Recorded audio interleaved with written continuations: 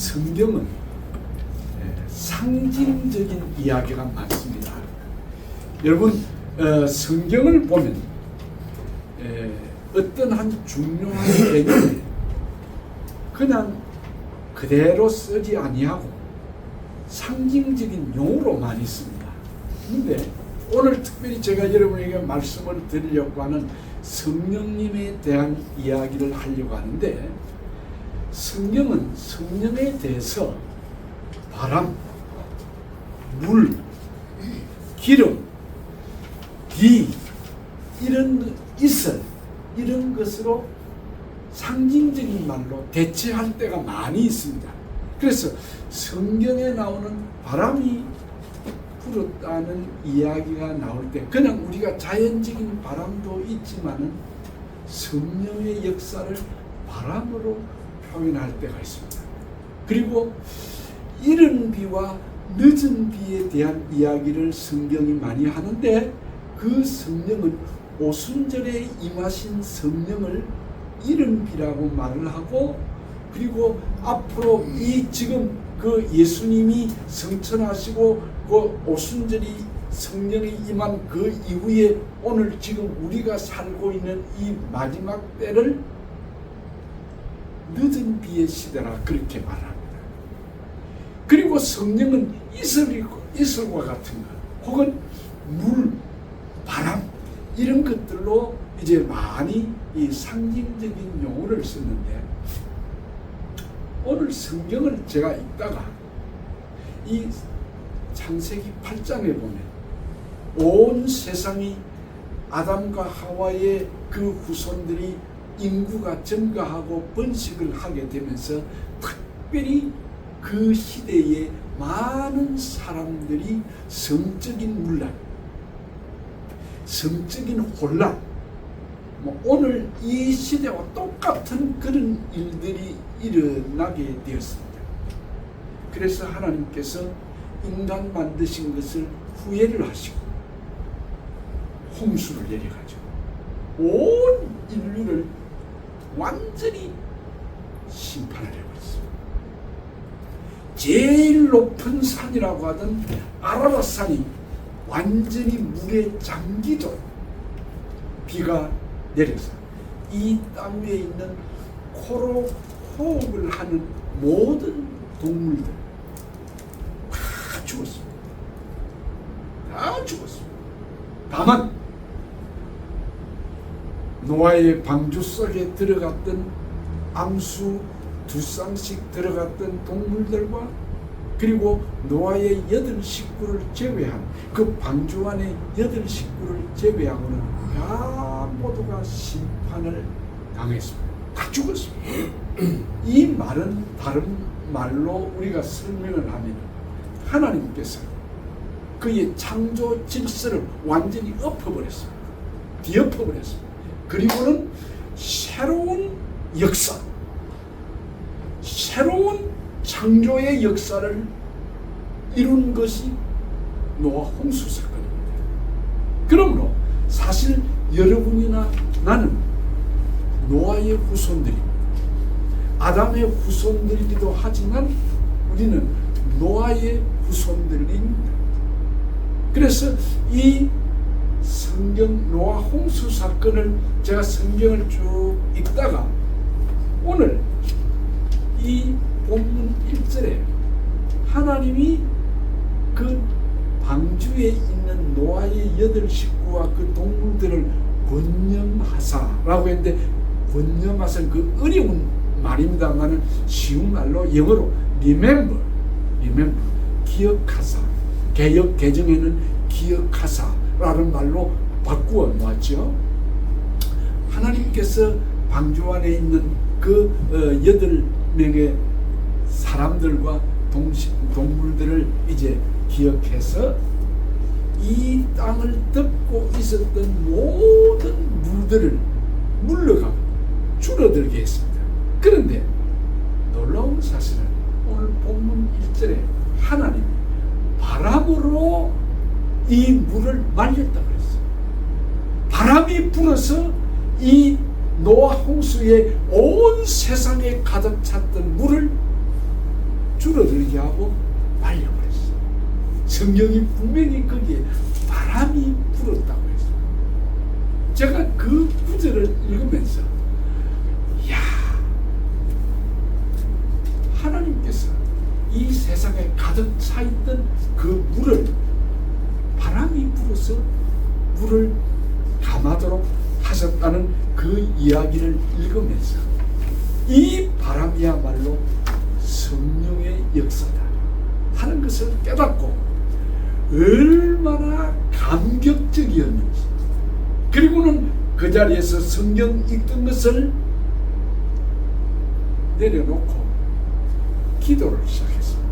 하나님, 이 바람이 불어서 노아 홍수에 온 세상을 심판하고 가득 찼던 물을 말리셨다면 또 다른 구절에 바람으로 나타난 성령의 역사를 깨닫게 해주십시오라고 성경을 읽은, 놀랍게도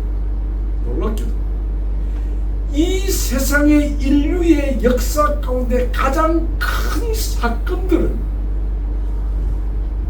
바람이 불어서 이루어진 사건들이. 그 말은 무슨 말이냐면 성령께서 바람으로 역사하셔서 우리에게 큰 은혜를 주었다는 것입니다.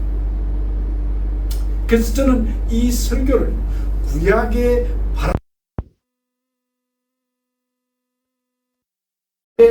바람으로 일어났던 두 가지 위대한 사건을 여러분에게 소개를 하려고 하는데, 그 외에도 성경에 보면 이 바람에 대한 이야기, 즉 성령에 대한 이야기가 너무 많다는 것입니다.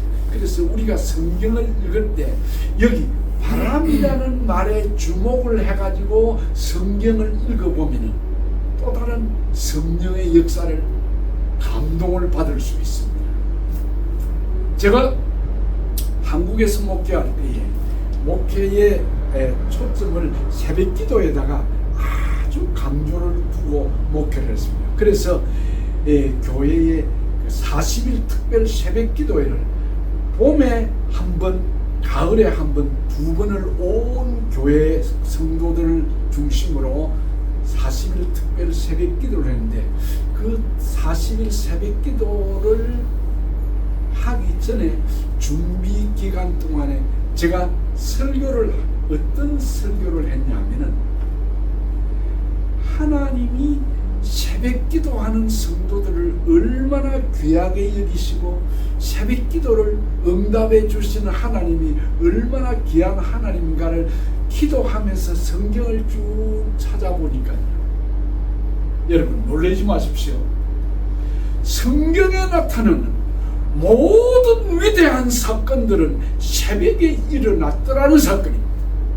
새벽에 일어났어요.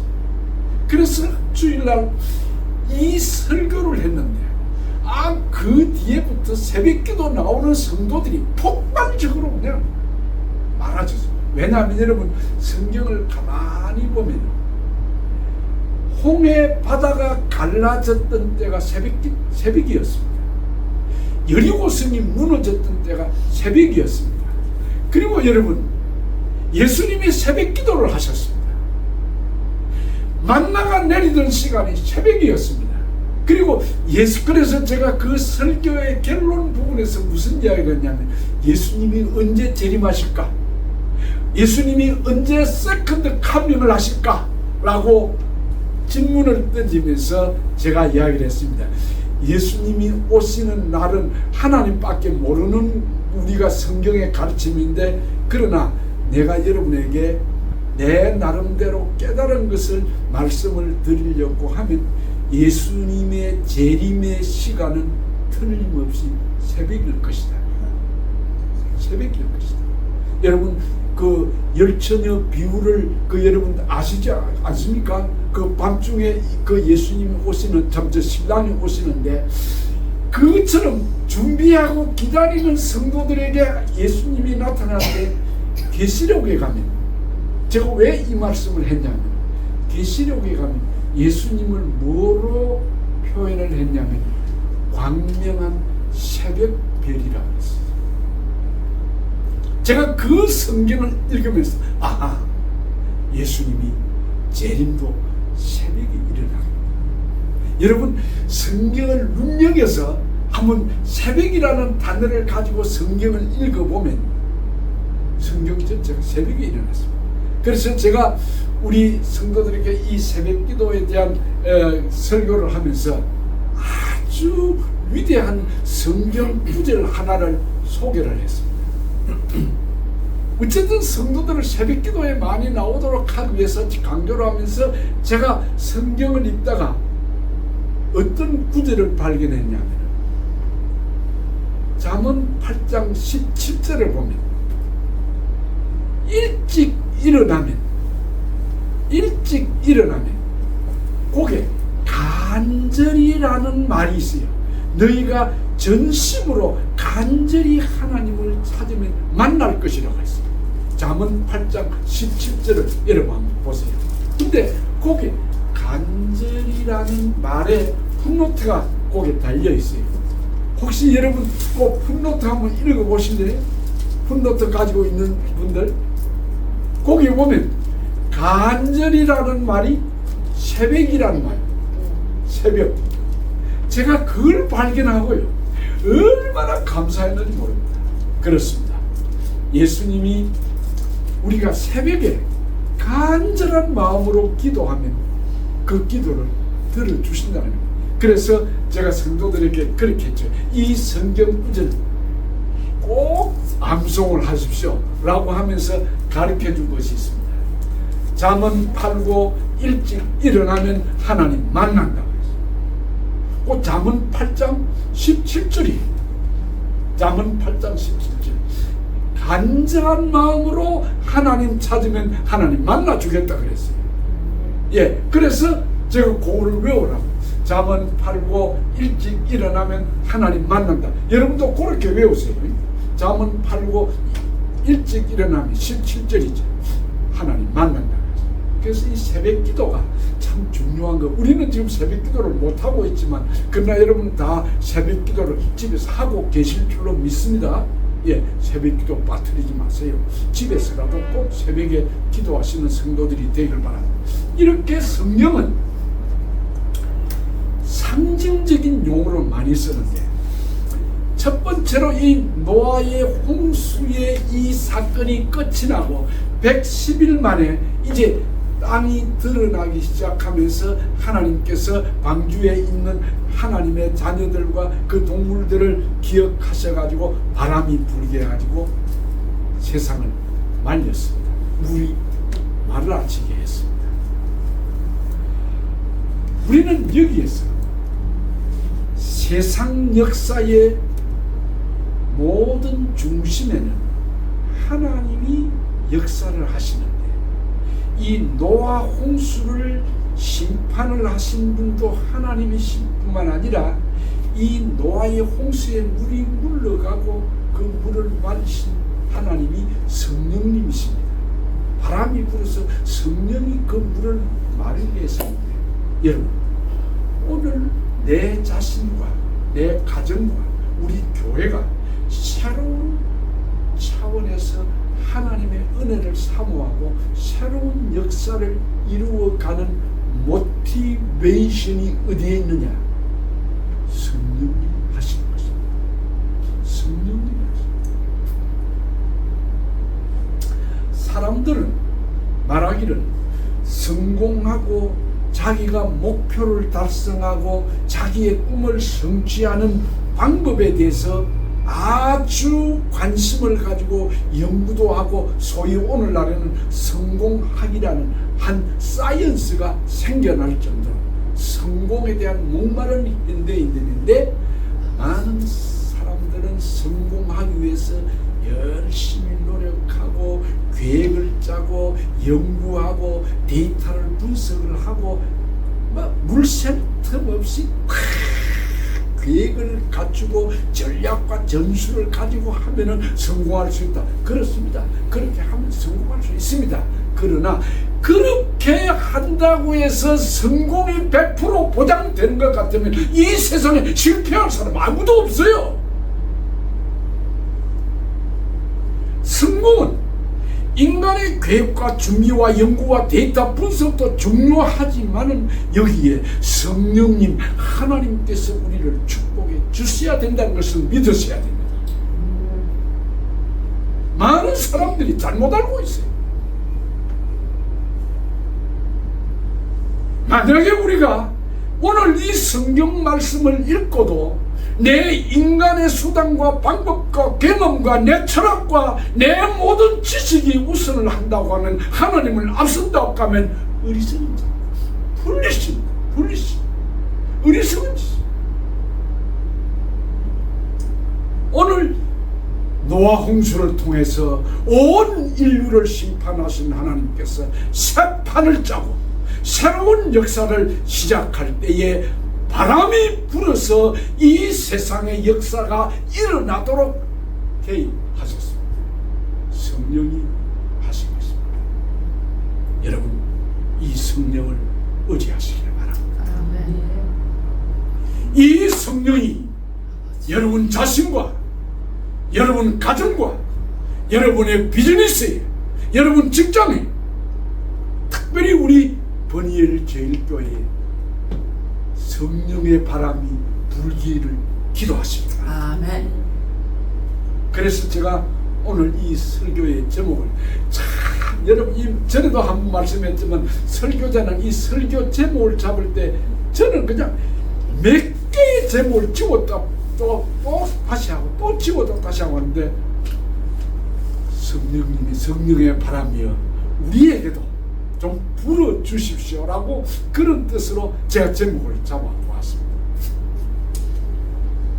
두 번째로는 여러분이 너무도 잘 아는 구약의 성령의 사건 가운데 하나가 홍해 사건입니다.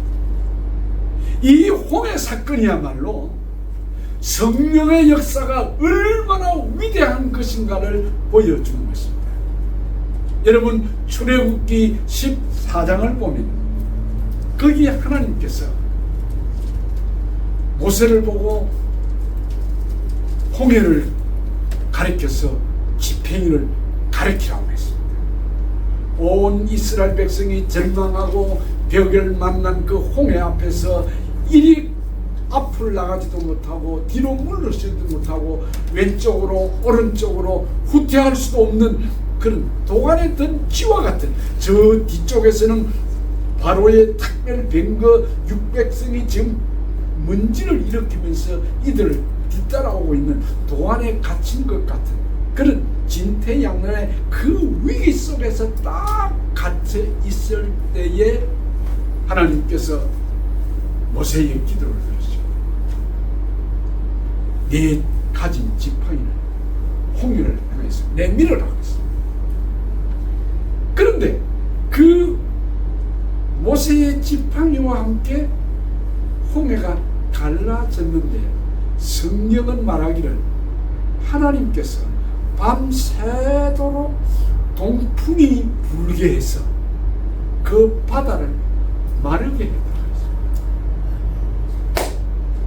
여러분, 그냥 성경을 읽지 마시기 바랍니다.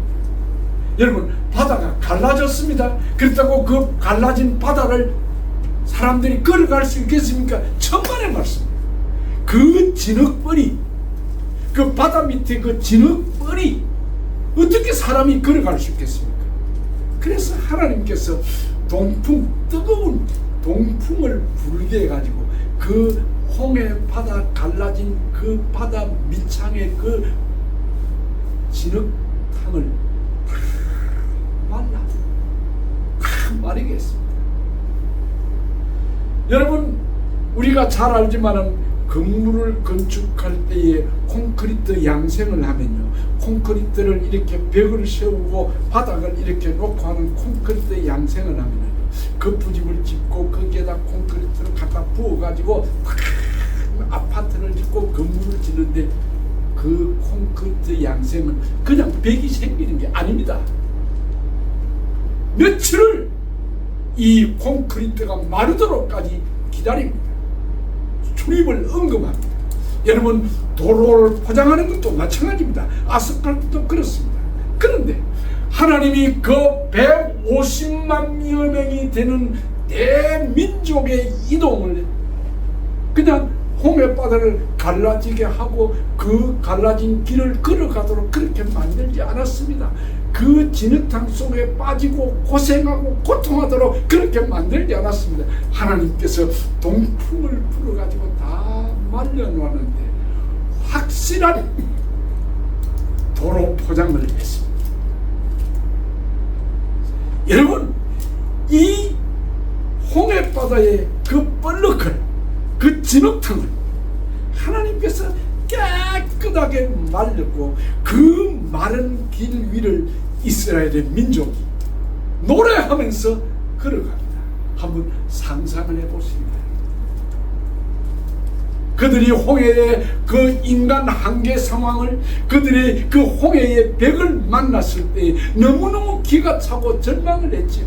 그런데 성경을 보십시오. 출애굽기 14장을 보면은 이스라엘 백성이 그 마른 그 홍해바다 길을 걸어가는데 좌우에 물이 벽이 되었다고 했어요. 좌우에 물이 벽이 되어 있다고 했는데 여러분, 그렇습니다.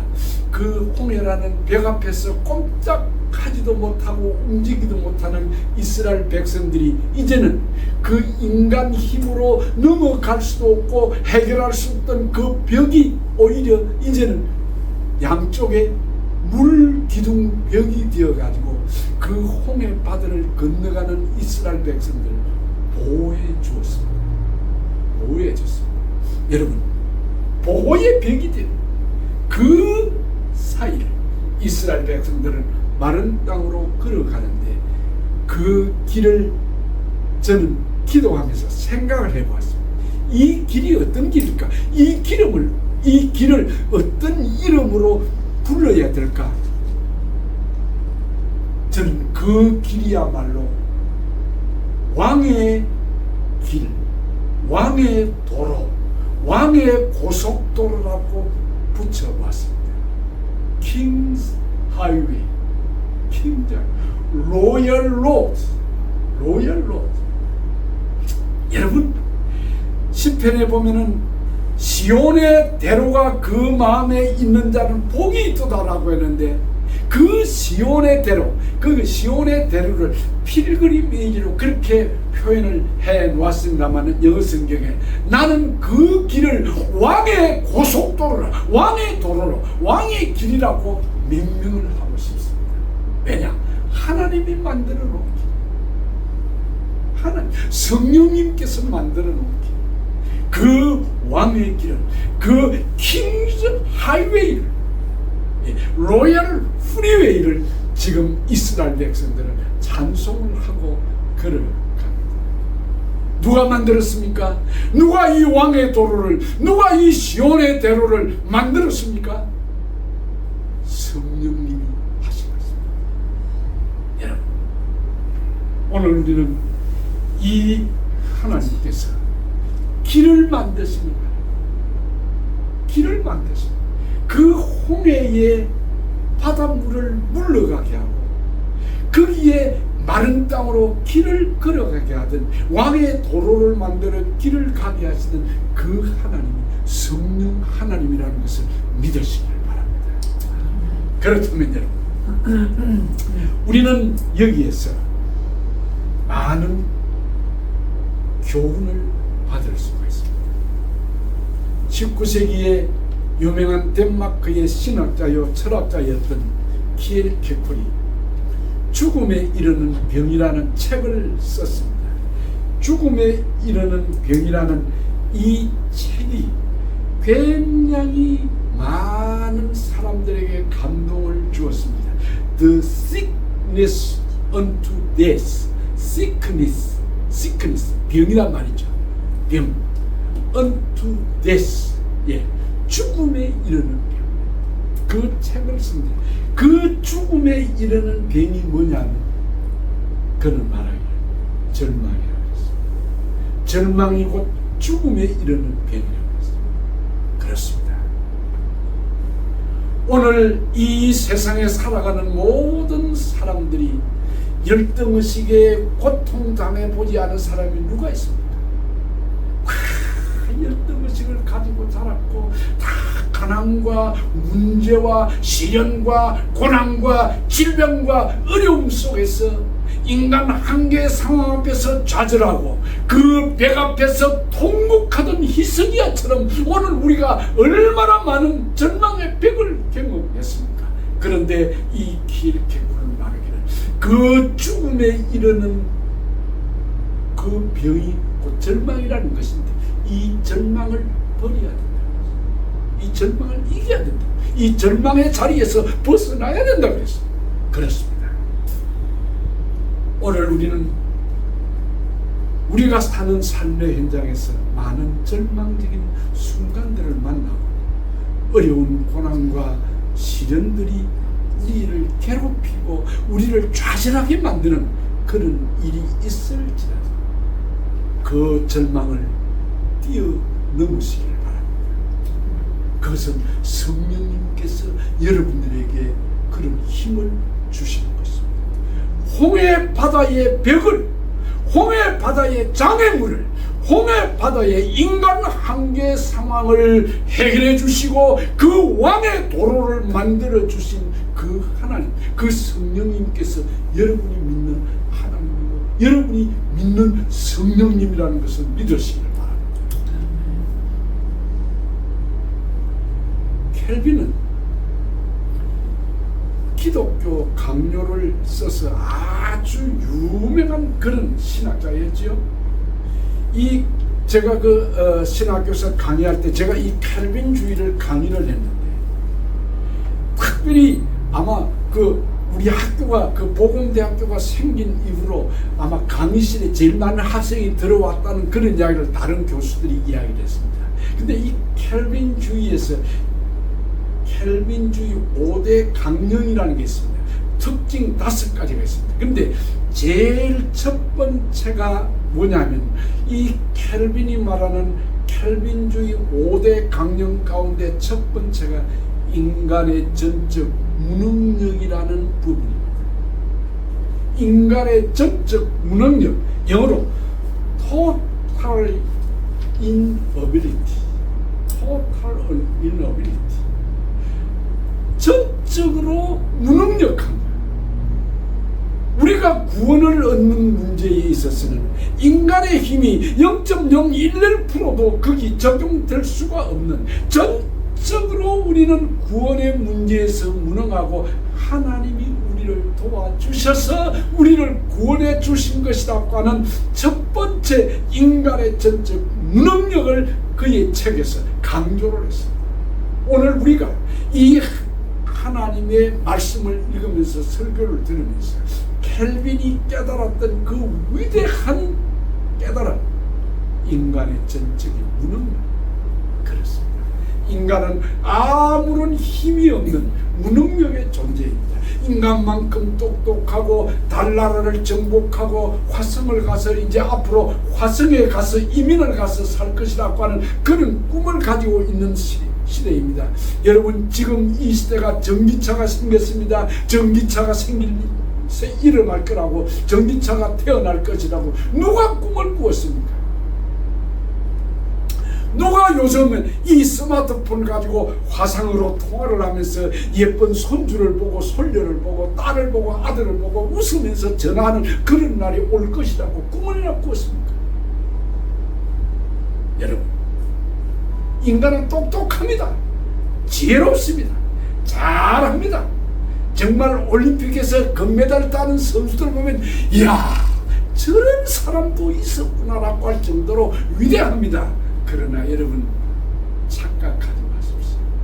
인간은 그렇게 똑똑한 것 같고 스마트한 것 같아도 사람만큼 어리석고 무지하고 사람만큼 참으로 손가락질 받아 마땅할 그런 존재가 또 어디 있겠습니까?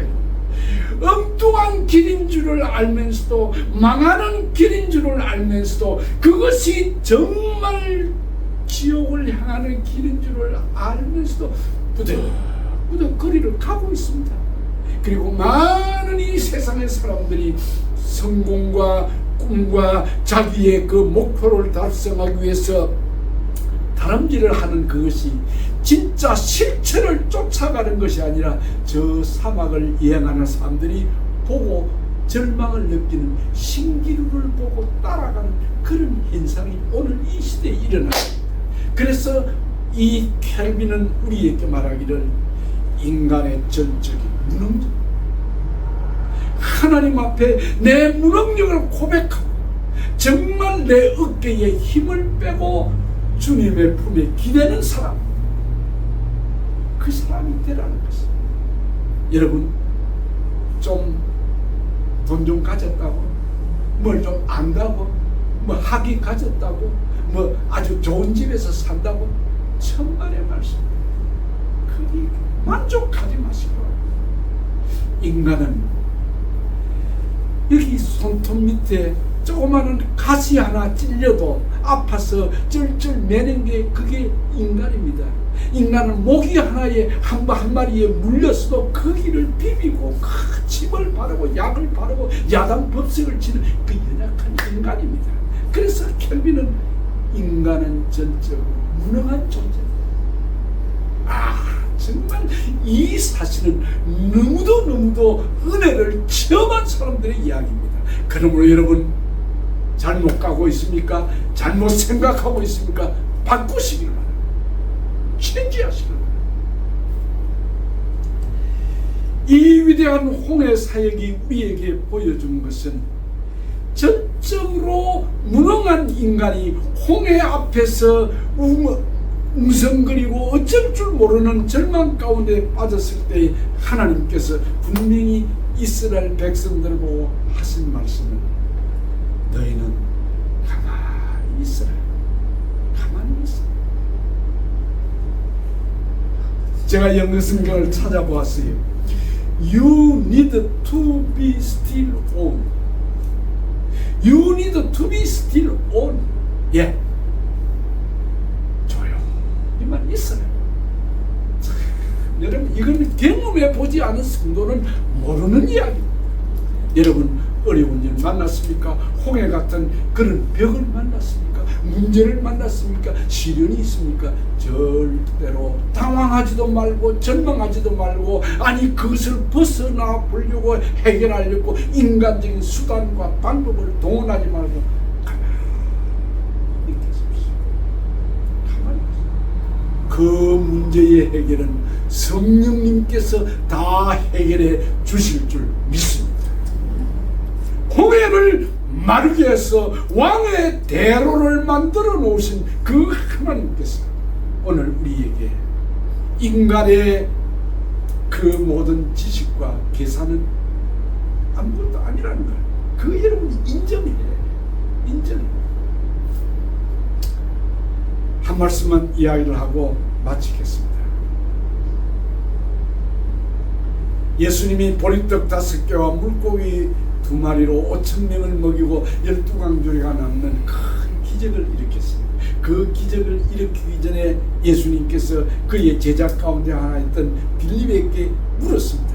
빌립아, 이 사람들을 좀 먹여야 되겠는데 어떻게 해야 되겠느냐? 하니까 그 빌립은 굉장히 스마트한 사람이었습니다. 계산이 빠른 사람이었습니다. 똑똑한 사람이었습니다. 예수님의 제자들 가운데서도 아주 인정받는 그런 스마트한 사람이었습니다.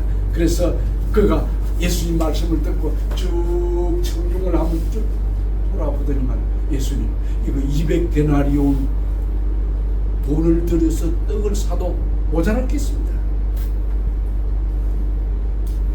근데 놀랍게도 요한복음 그 6장에 예수님이 그 기사를 보면은 그 질문을 하기 전에 빌립에게 시험을 하기 위해서 그랬다 그랬어. 물었다 그랬어. 아무리 계산을 잘하고 똑똑하고 머리가 스마트한 사람일지라도 인간 계산의 허무함, 인간 계산의 허상, 여러분, 인간적인 계산으로 200데나리온의 돈을 들여서 떡을 사도 모자랄 판입니다라고 말하던 그 인간적인 셈법, 과학적인 그 신앙적인 신앙 세계에서는 통하지 않는다는 이야기입니다.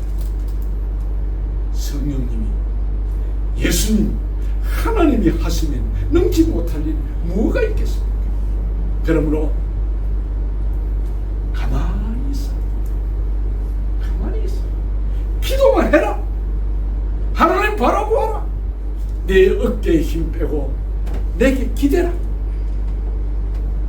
이게 주님이 우리에게 주신 교훈입니다. 우리는 여기 성령님께서 하시는 이 일들을 보면서 내가 어떻게 살아야 되겠구나, 앞으로 내 남은 인생은 어떻게 살아야 되겠구나 하는 것을 깨닫는 축복이 있기를 바랍니다. 기도하겠습니다.